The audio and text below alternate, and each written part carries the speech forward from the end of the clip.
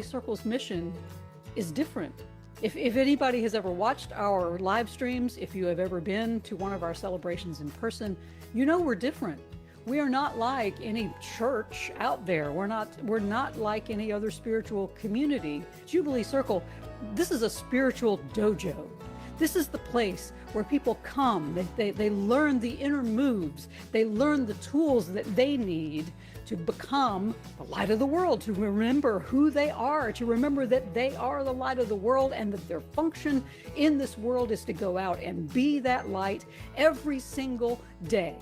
We are here to offer you the tools that you need to transform yourself, to expand yourself, to understand that you are the light of the world. You are the unlimited vastness of the holy. And we can help you connect. And we can help you find a community where you can grow and you can be transformed and you can transform the world.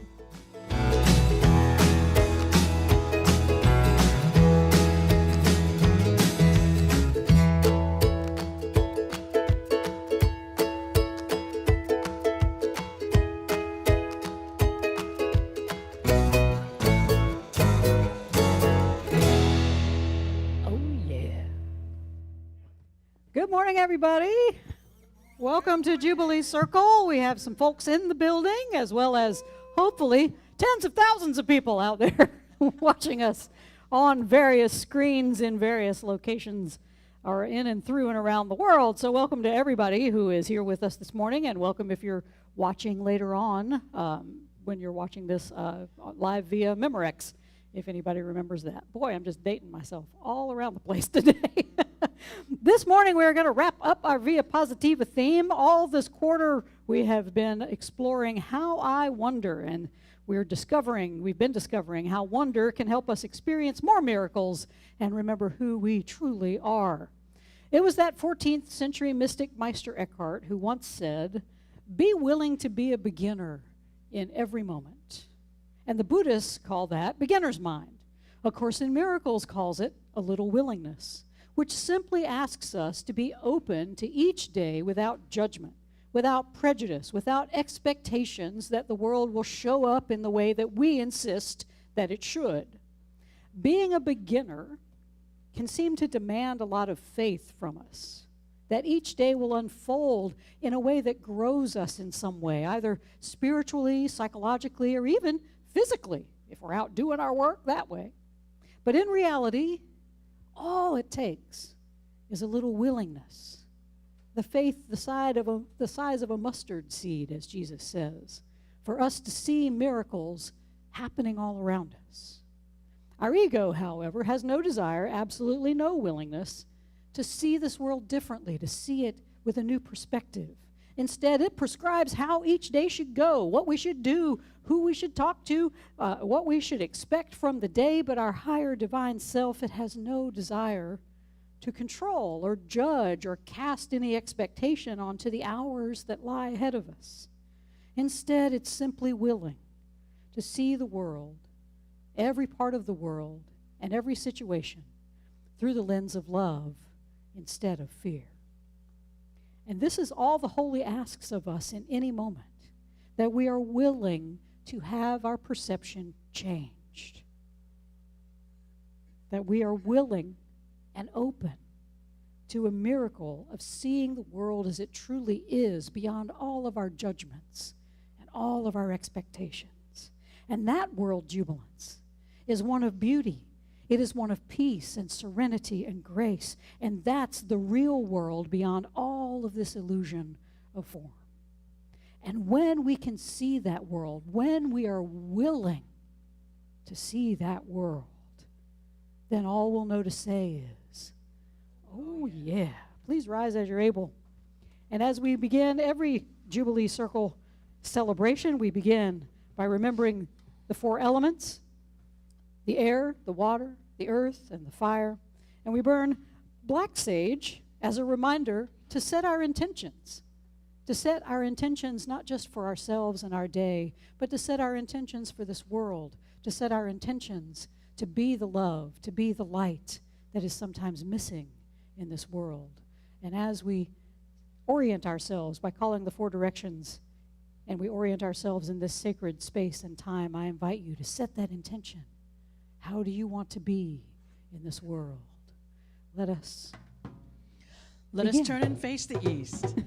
Holy One, with the start of each new day, help us to recognize your presence in each moment, especially in those moments that seem ugly or dull or helpless or full of despair.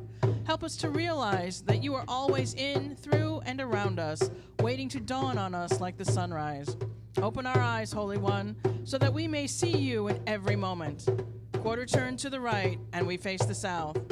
As the heat from the south begins to recede as fall approaches, Holy One, reveal yourself to us.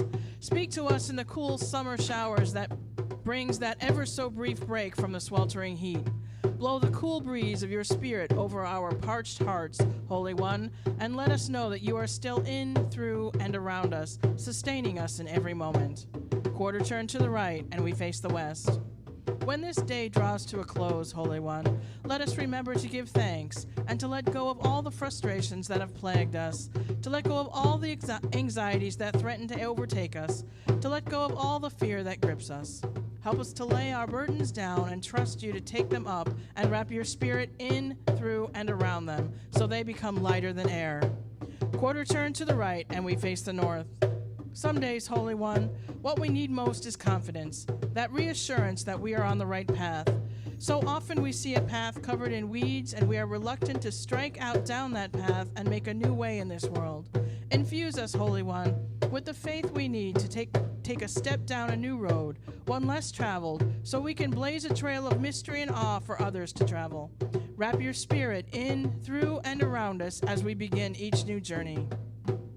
Turn back toward the center. You'll find yourself surrounded by those who are willing to see the world anew and those still resisting that new vision.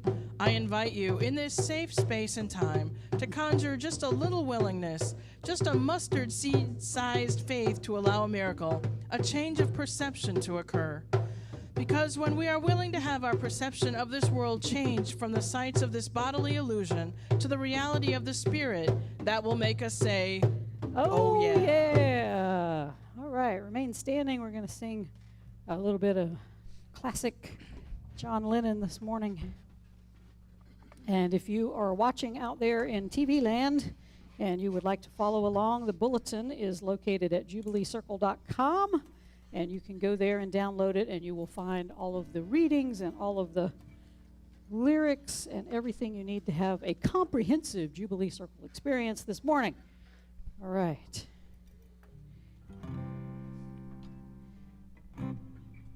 Y'all ready? Sing a little John Lennon? All right.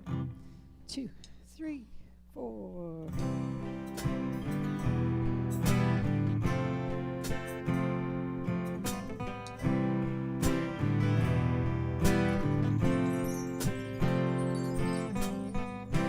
Imagine there's no heaven. It's easy if you try.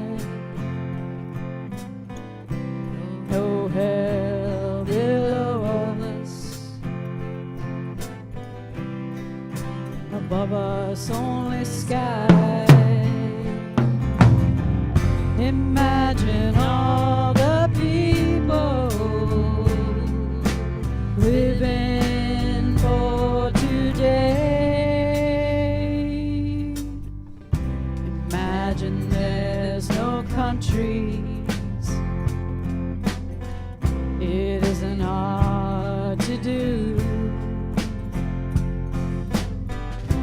Nothing to kill or die for,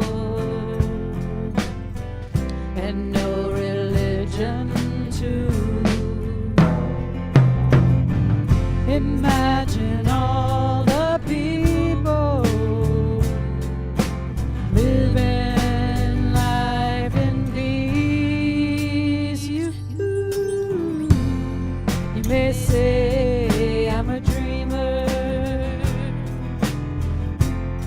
but I'm not the only one. I hope someday you'll join us, and the world will be as one. imagine no possessions. I wonder if you can.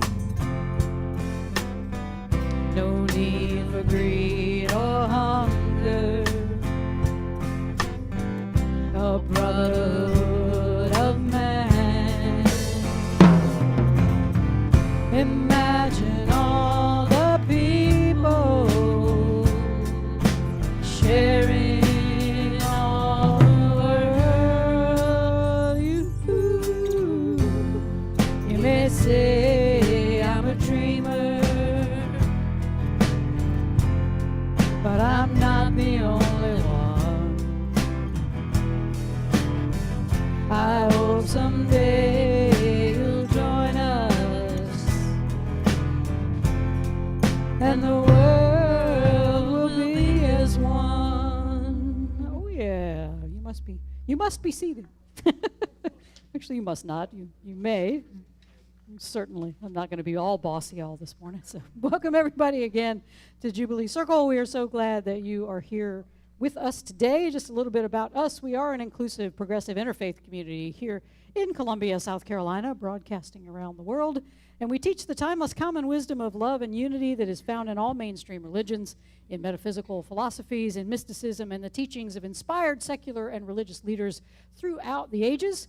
And we seek to create a space for everyone, whether it's virtually or here in person, to transform spiritually, to find life's deeper meaning, to love wastefully, to engage with this world peacefully, to do justice, all in an effort to remember who we truly are and how to live into our higher divine self. And we also recognize we are part of God's good creation. We are formed in love and joy as well as stardust.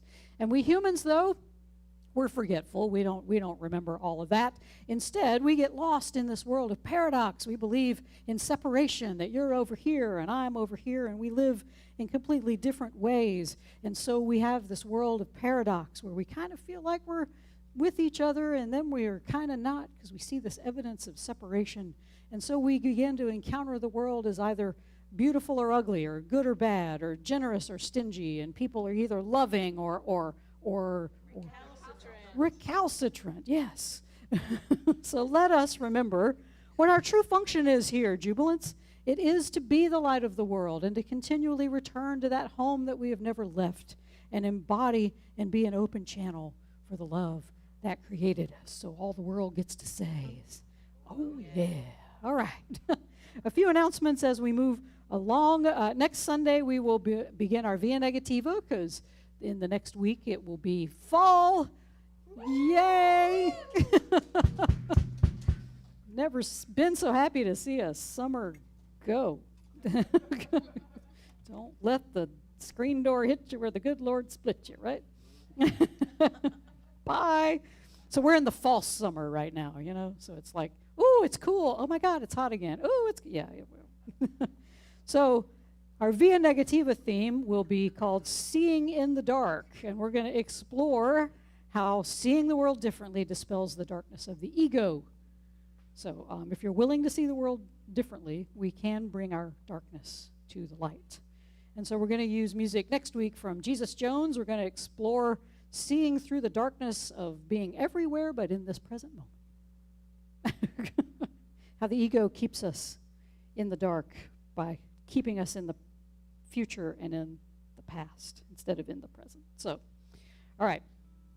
Friday, October 1st, we will have our open mic.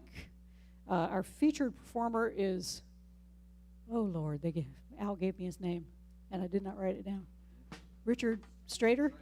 Richard Strader, okay, all right. He's going to be here. He'll start at 7, followed by the open mic at 8.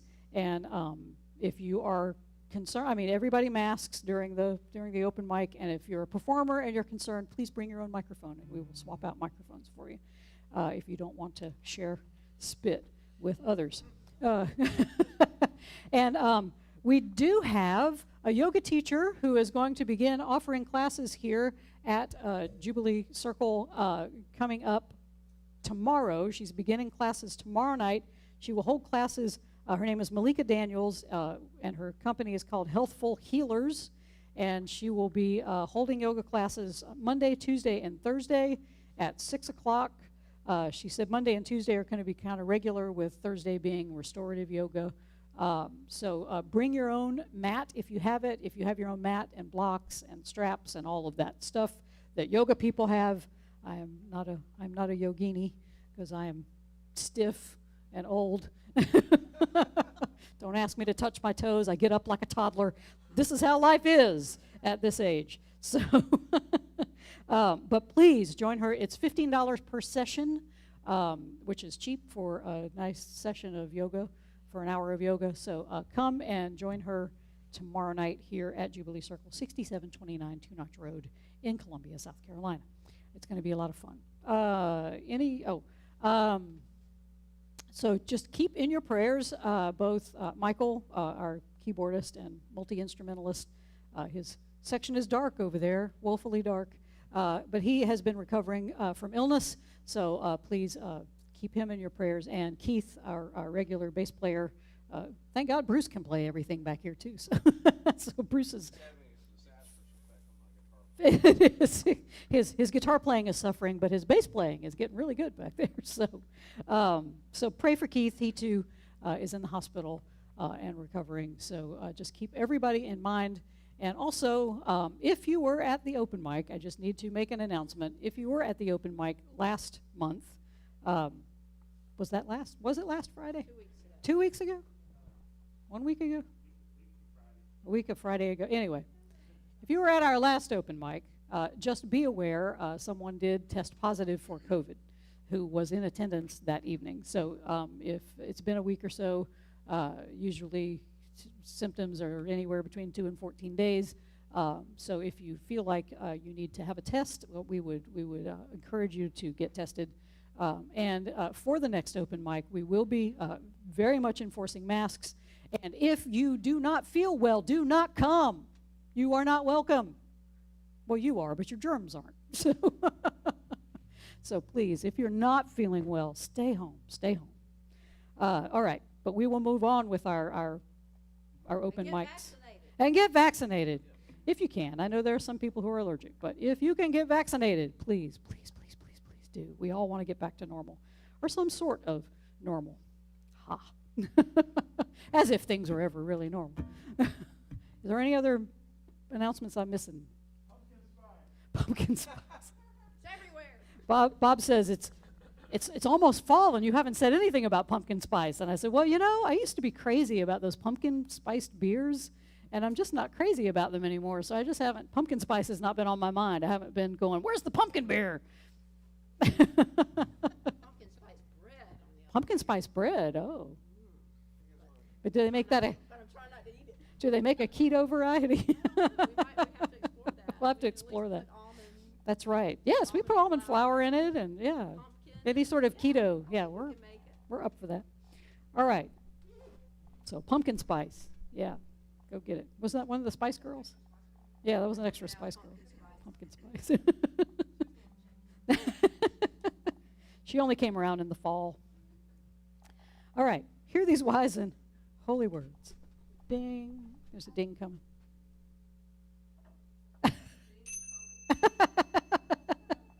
The ding has arrived. From the Jesus story, Matthew 13:31 through 32. He put before them another parable. The kingdom of heaven is like a mustard seed that someone took and sowed in his field. It is the smallest of all the seeds, but when it has grown, it is the greatest of shrubs and becomes a tree, so that the birds of the air come and make nests in its branches. From the letters of the Apostle Paul, Romans 8:12 through 17. So, my siblings, you owe the flesh nothing. You do not need to live according to its ways, so abandon its oppressive regime. For if your life is just about satisfying the impulses of your sinful nature, then prepare to die. But if you have invited the Spirit to destroy those selfish desires, you will experience life. If the Spirit of God is leading you, then take comfort in knowing that you are God's children. You see, you have not received a spirit that returns you to slavery, so you have nothing to fear. The Spirit you have received adopts you and welcomes you into God's own family. That's why we call out to him, Abba, Father, as we would address a loving daddy. Through that prayer, God's Spirit confirms in our spirits that we are God's children. If we are God's children, that means we are heirs along with the anointed, so set to inherit everything that is God's. From A Course in Miracles, chapter 18. Trust not your good intentions. They are not enough. But trust implicitly your willingness, whatever else may enter. Concentrate only on this and be not disturbed that shadows surround it. That is why you came. If you could come without them, you would not need the holy instant. Come to it not in arrogance, assuming that you must achieve the state its coming brings with it. The miracle of the holy instant lies in your willingness to let it be what it is. And in your willingness for this lies also your acceptance of yourself as you were meant to be. These are wise and holy words. Thanks be to the holy. All creation is holy word. All creation speaks volumes of the holy. Hallelujah. Let's stand and sing. And this is our last go-round with Natalie Merchant's Wonder. One person is very happy. Not her favorite song. But the rest of us are like, oh. All right. And I invite you during this time to socially, safely distance and greet one another, wave. 2, 3, 4.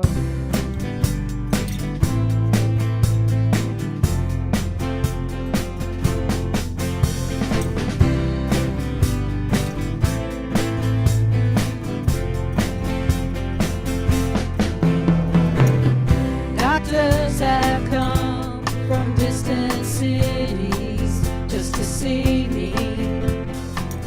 Stand over my bed, disbelieving what they're seeing.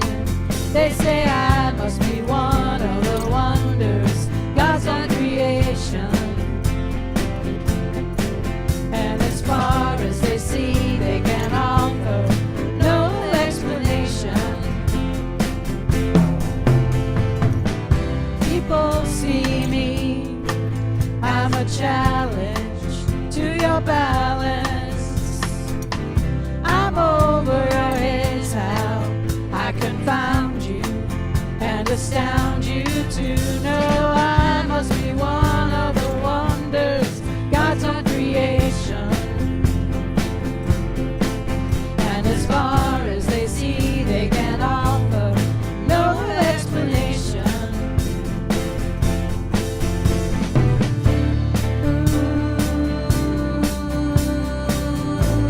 I believe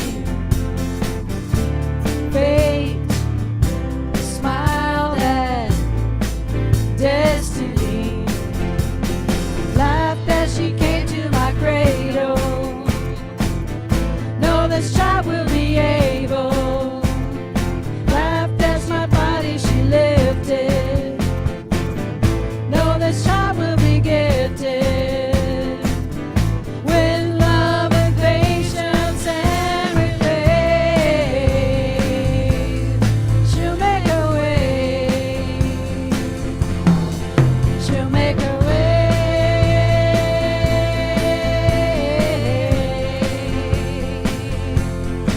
She'll make a way. Oh, yeah. All right, y'all may be seated. Okay. Our song this morning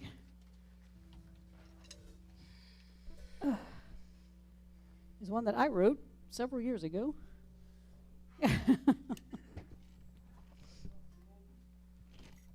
Huh?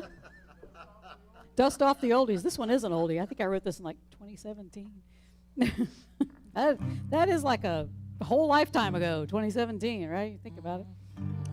That's back when we could go out together and stuff. Anyway. So our song this morning, I wrote this. It's the first song I wrote. I began to be a student of A Course in Miracles in like 2016, somewhere around there. And I've really seriously, Beth had bought me the book like before, and I like used it as a doorstop for like 2 years. It It is. It works. It works Uh-huh. well as a Yep. doorstop. And I think I used it as, a paperweight doorstop for a while. Yep. Then I started to read it, and I'm like, oh, this actually makes sense. So, and one of the main ideas of the course is willingness. It's a little willingness. It's not even like you got to be willing. I'm really, really willing. It's just like I'm just a little bit willing. The mustard seed. If you're just a little bit willing to see things differently, then you open yourself for a miracle. And so, it's the name of this song, Willing. 2, 3, 4.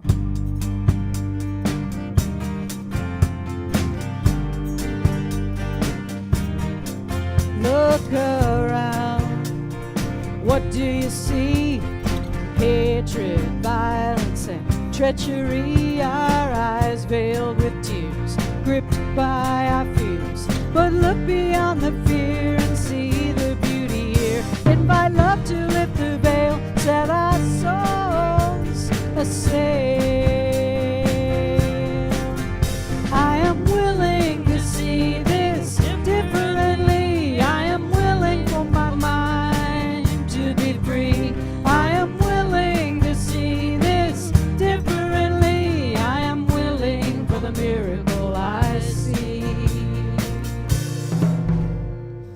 There's a story that is attributed to the great British politician Winston Churchill, in which Churchill asks a socialite if she will sleep with him for £5 million, which is roughly 6.4 million US dollars. And the woman sputters, well, now, Mr. Churchill, I suppose so, but we'd have to discuss terms. To which Churchill replies, well, would you sleep with me for £5, or about $6.50? The woman replies indignantly, Mr. Churchill, what kind of a woman do you think I am? Madam, he replies, we have already established that. Now we're just haggling over price. And this is how we live in the world, jubilants. The ego has established what kind of greedy, needy, recalcitrant people we are. I mean, after all, one of the questions advertisers ask us is, what would you do for a Klondike bar?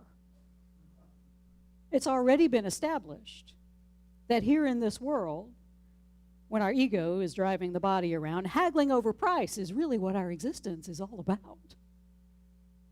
What will we do for the highest bidder, for the most success, for the least amount of worry, for the most security? Whatever the price, to our dignity, to our integrity, to our spirit, the ego is willing to pay it gladly. Our ego-based society has beaten into this idea that the only way to be successful in the world, the only way to be happy, is to hustle. Get out there. Make your dreams come true. Do what you have to do. Take no prisoners. Walk over whoever is in your way. Overcome those barriers. Don't let anyone tell you that you can't do it. Just do it. Set your intention. Be a success. Pursue your dreams with all your might. Oh, with all your might. That's the ego's might. And that's the ego's recipe for success in the world. Getting something, anything, that is outside of itself. The ego is willing to do whatever it takes to get the golden ring, to get the power, to get the money and the prestige and all the other material trappings that the world says defines success. We know what kind of people the ego thinks we are. Now we're just haggling over price. That word hustle, it may be helpful if we define terms. According to the dictionary, hustle has several meanings, and it's not just the dance. Like do the hustle. Yeah. No, we're not talking about that kind of hustle. The first meaning is what we've been talking about, getting out there, working hard, make your dreams come true. The second meaning is to push or force someone to go in a direction quickly, to hustle others along, to hustle ourselves along. Speed, it's everything to the ego. Hustling is also a slang word for people engaged in prostitution, which life coach and author Martha Beck says simply means, this is what prostitution, hustling means for her, selling your life force, things that you would prefer to do for love, to get stuff. Another definition is to cheat or swindle, if we hustle somebody. And that's the culture we live in. We live in this hustling sort of culture. We push or force, and we sell what should be given for love to earn a living. And we cheat and swindle ourselves because the house, this ego-driven culture, it always wins. The ego's game is always rigged in its favor and against our higher divine self. And it's a game, this ego's game of life. It leaves us exhausted. It leaves us numb, or like most people, just unconsciously playing along because we believe, hey, this is what life is all about. It's about haggling over the price. What do I have to sacrifice to get the worldly goodies that I think I want? We're certainly not the first generation of spirits walking around in flesh suits to have this kind of dilemma. Those Romans that the Apostle Paul was addressing in his letter that we read from this morning, they were having similar problems. Now, they might not back then have had like Klondike bars or Winston Churchill, but Rome was a cosmopolitan city where it was pretty easy to be lured into the ego's price-haggling game. Paul, though, he brings good news to the followers of the way back then, and in turn, it is good news for us. And he tells them, you owe the flesh nothing. You do not need to live according to its ways, so abandon its oppressive regime. Jubilants, this is the best news you are going to hear in your lifetime, right here this morning. You owe the flesh nothing.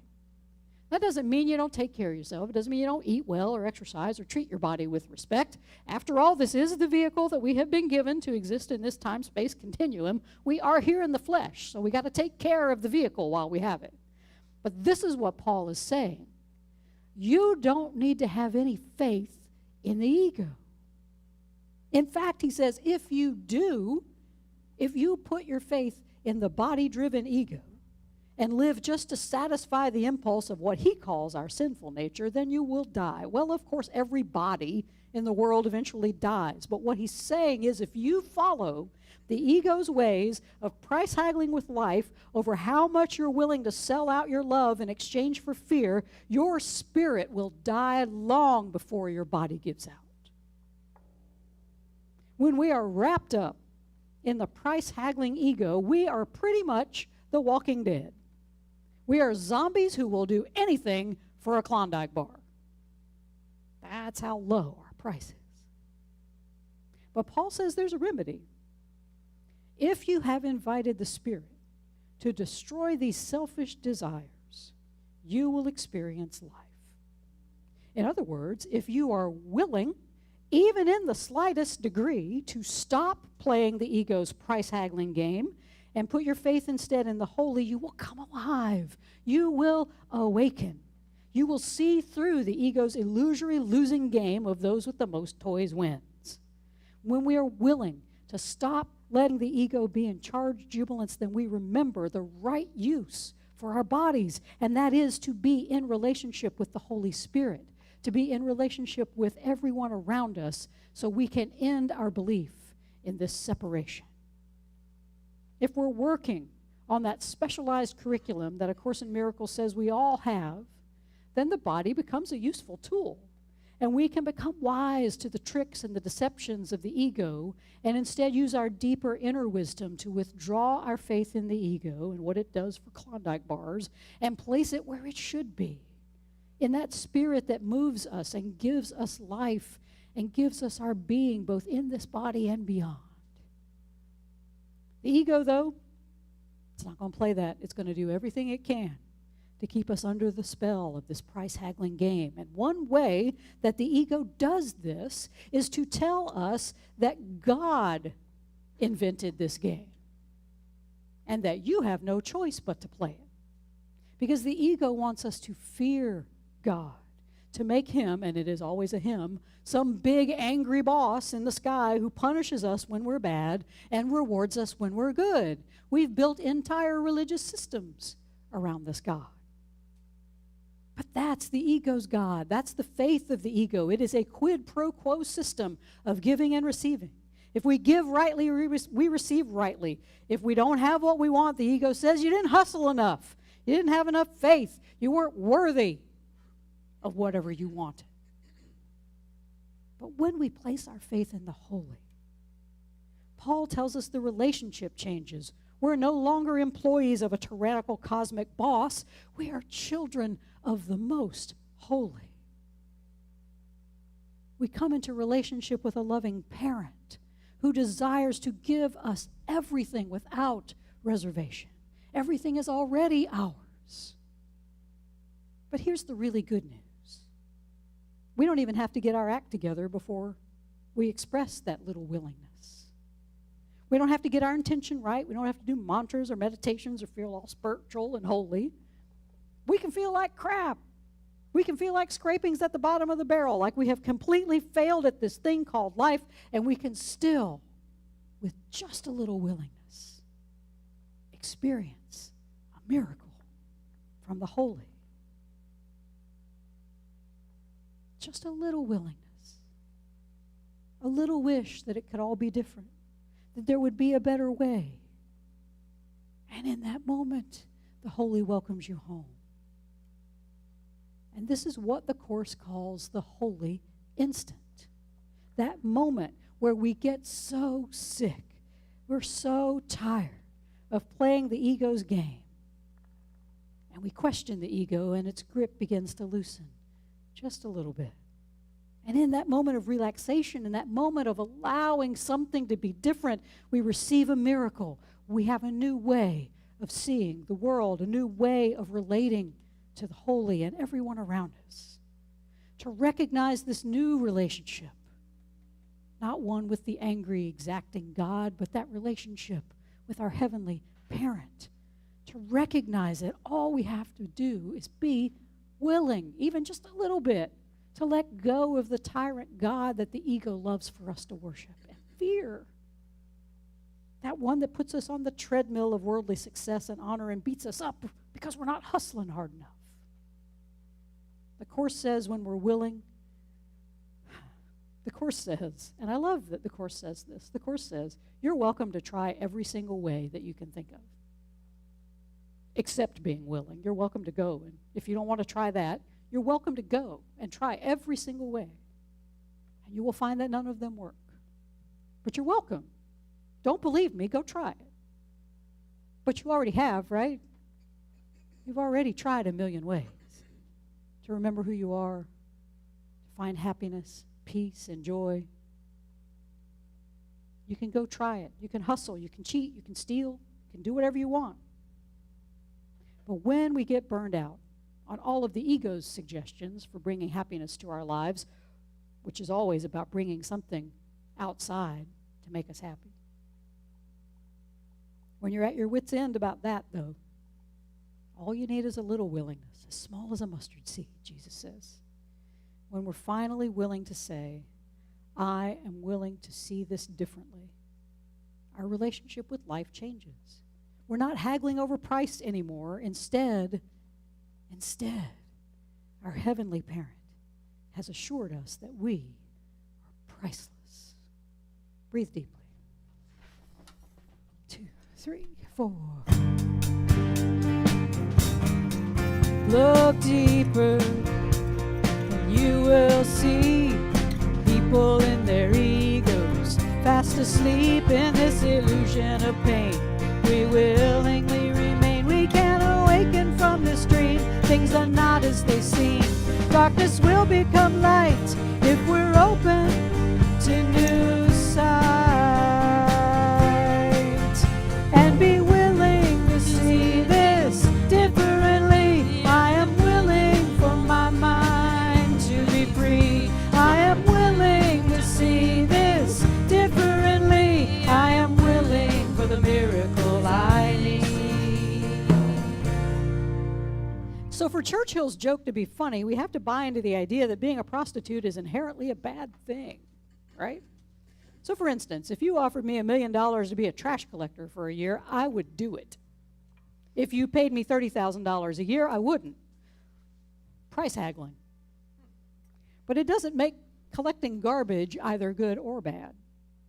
But this is the way of the ego. It convinces us that we are inherently bad, that we are sinners in the hands of an angry God who will exact revenge on us if we don't toe the line and follow the ego's laws for success and redemption. But beware beware of the ego's tricks about this lesson of willingness, because the ego is going to seize on anything and everything that will keep us in the price haggling game. It will convince us that we are sinners, that we serve an angry God. So it will take this willingness idea, it'll give it a little twist, and it will tell you that it can help you. The ego will say, I'll help you be more spiritual. I'm going to help you. And it will send you out into the world to read all the books on setting intentions and listen to all the latest gurus opine on the subject, especially about those spiritual intentions. And it will have you religiously following all of the steps and arguing that your guru is the best. And nobody should listen to that guy over there. He doesn't know what he's talking about. Because I'm all spiritual. Suddenly the ego. You're back in the price haggling game because you're trying to get all spiritual. Trust not your good intentions, the Course tells us. They are not enough. We don't get the miracle we need by actively seeking for it. You can't get a miracle by hustling or trying to make one happen. That is what the Course calls arrogance, and it's one of the ego's most prominent qualities. We don't encounter the holy instant, that moment when a miracle shakes open our hearts and we see the holy all around us, by force. We can only do it by being willing, by allowing ourselves to be overtaken by the wonder and the awe of this world that we always seem to miss while we're hustling, trying to make it happen. Which is not to say, of course, that hard work can't be a virtue, but don't confuse hard work with what the Buddhists call right effort. Being willing can allow us to go deeper and touch that inner peace that can imbue us with the wisdom to know exactly what action is needed, when it is needed, to accomplish the goals that we're truly here to meet, and that is to learn the lessons of the curriculum of love that we have been given. So we can work hard, but you have to be connected to Spirit, in communication with Spirit, to know what work is there for you to do. We can't blindly learn these lessons and rely on the ego's guidance. Instead, we have to be willing to see the world differently, to step outside the ego's price haggling game and step into the realm of God that shows us how to work smarter, not harder. That realm of God, it isn't found in the bigger and better things of the world, Jesus says, but in small things, like a mustard seed, the smallest seed that grows to give shelter for the birds of the air. The miracle of the holy instant, the Course says, lies in your willingness to let it be what it is. But there's the rub. Most often we're not willing. We're addicted to our hustle. We don't know exactly how to be willing, even just a little bit. And even if we find a way to be willing, the ego tells us you don't really want that anyway because it's going to cost you too much. That Klondike bar ain't worth it. And we use our fear of change to keep us locked in the status quo. But you know that mustard seed that Jesus talked about, it's really a weed, and an invasive one at that. Mustard seeds were the bane of the existence of every farmer listening to Jesus at the time. They probably heard his peril and went, what the hell was that guy sowing mustard seeds in his garden for in the first place? What an idiot. Nobody wanted mustard seeds. They're going to take over everything. And that is the point, Jesus says. You have to be willing to allow the weed of faith to take over everything, to evict the ego as your master gardener and allow all of that invasive love to choke out the false beauty of the ego's garden that is planted with fear and despair and anger and grudges and self-righteousness and arrogance, recalcitrance, if we're willing. The weed of faith will take hold in our garden. It will replace all the blooms of fear with some deeply rooted harvests of love and compassion and charity and empathy and equity. But wait, there's even better news. You didn't think it could get better. A little willingness doesn't just allow us to have a big and deep faith and touch that realm of God right here and right now. Both Paul and the Course tells us that it allows us to become who we truly are. And who are we? Well, the Course and Paul, Jesus, they all agree. We're the children of God. We are the light of the world. We are heir to the miracles of love while we are here in the flesh, and inheritors of full unity when the flesh passes. So the only question left to ask this morning, Jubilants, is, are you willing? Are you willing, even just a little bit, to let go of the ego's price-haggling game and instead step into the infinite realm of God, where love has already overcome fear? Are you ready to plant the seed of willingness and let it take over your garden of fear? Are you willing, Jubilants, in this moment, to know and become priceless? Oh, yeah. 2, 3. I am willing to see this differently. I am willing for my mind to be free. I am willing to see this differently. I am willing for the miracle I need. Underneath it all is divinity, present in the trees, flowers, you and me. Fear is not our reality. Love is the answer to all we see. I am willing to see this differently. I am willing for my mind to be free. I am willing to see this differently. I am willing for the miracle I need. I am willing to see this differently. I am willing for my mind to be free. I am willing to see this differently. I am willing for the miracle I need. I am open to the miracle I see. I am willing. Oh, yeah. All right, I invite you. Thank you. Smattering of applause from a smattering of people. Thank you. Golf clap. There we go. All right. I invite you in this prayer time. Your ego might be going, oh, this is crap. And that's exactly what it thinks. Because being willing is dangerous to the ego. Woo! It does not want you to be willing to do anything but listen to its loud voice, because it will speak first and it will speak the loudest. But if you're willing in that moment where the ego speaks loudly and is urging you to do something that, oh, might not be as constructive as you think it might be in the moment, breathe deeply. And wait for the next voice you hear, the still small voice. Be willing. Be willing to be slower to react in this world. Be willing to be more contemplative. Be willing to be more silent.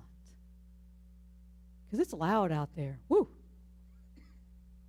Scroll Facebook for 5 minutes. It gets loud in your head. Be willing. Slow down. Really tune in for the Spirit's voice. Or a snoring dog, whichever you prefer. Cece's back there snoring. But I invite you during this prayer time, be willing to listen. To listen for that voice for God.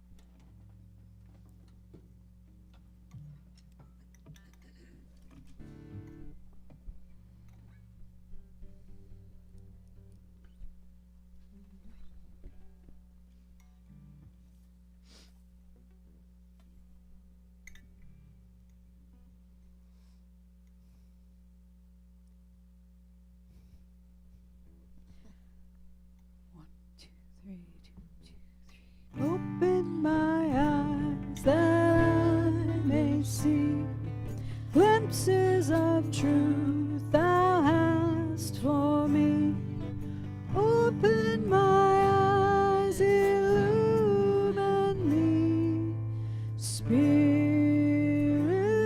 divine.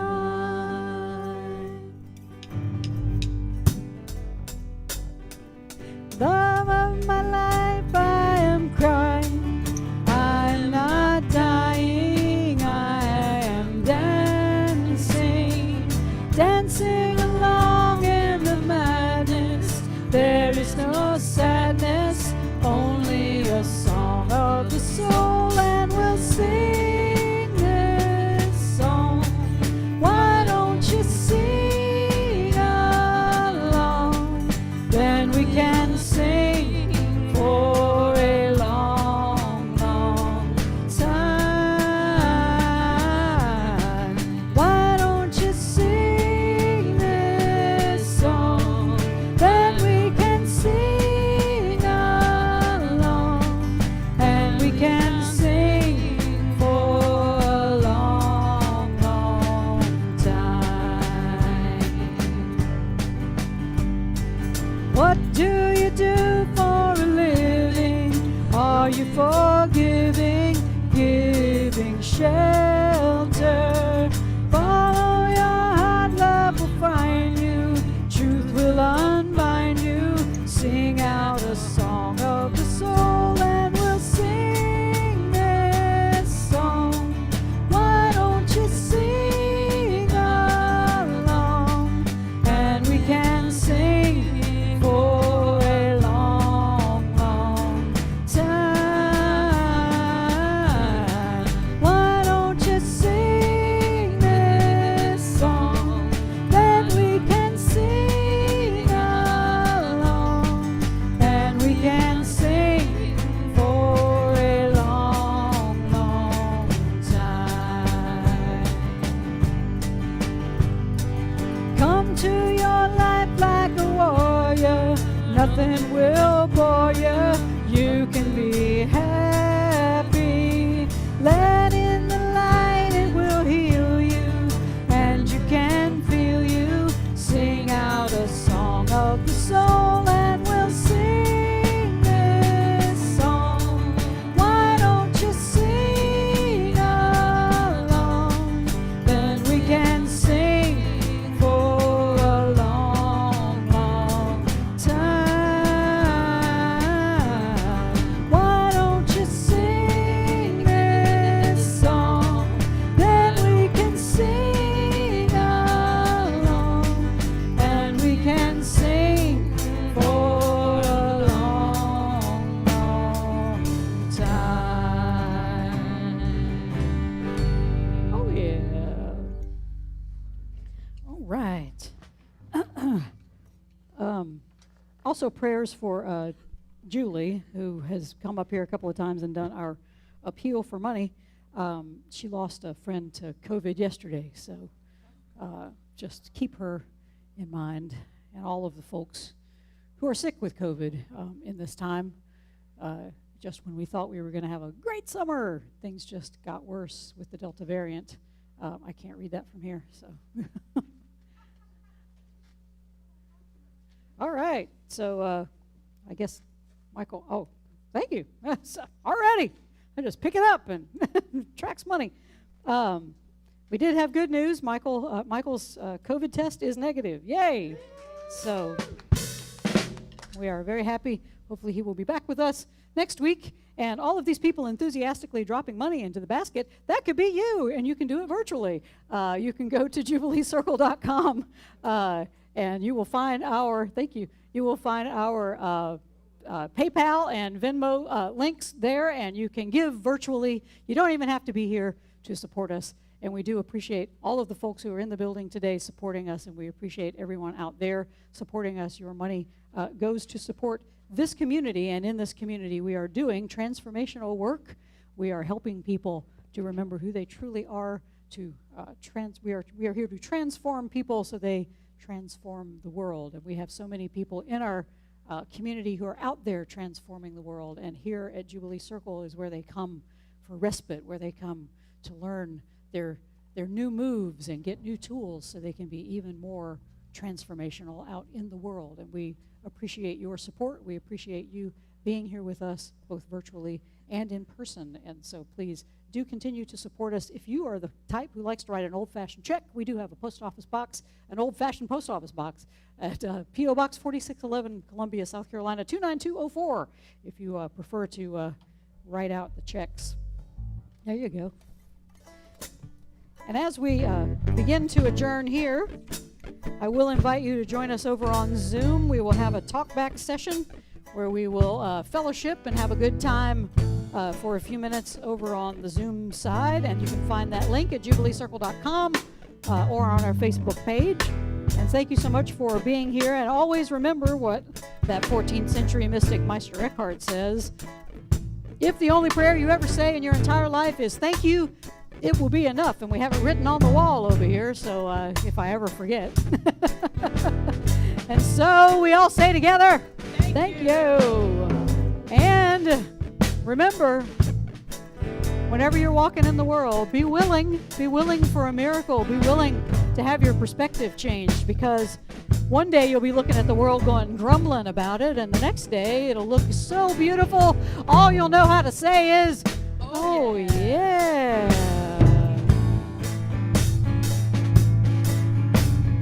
We all walk together, hand in hand, side by side. We all walk together with hearts and arms open wide. We make our way by walking in love, we will abide. The path is always open, no traveler is denied. So open up your heart, forget those tears you cried, because we all walk together, hand in hand, side by side. We all walk together, hand in hand.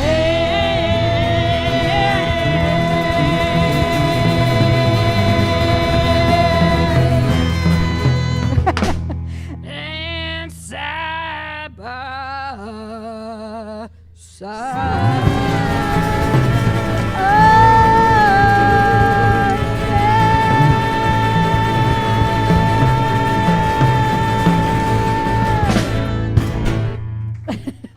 Oh, yeah. All right, so join us on the Zoom. If you're not going to join us on the Zoom, go in peace. Have a lovely, beautiful, wonderful, oh yeah kind of week.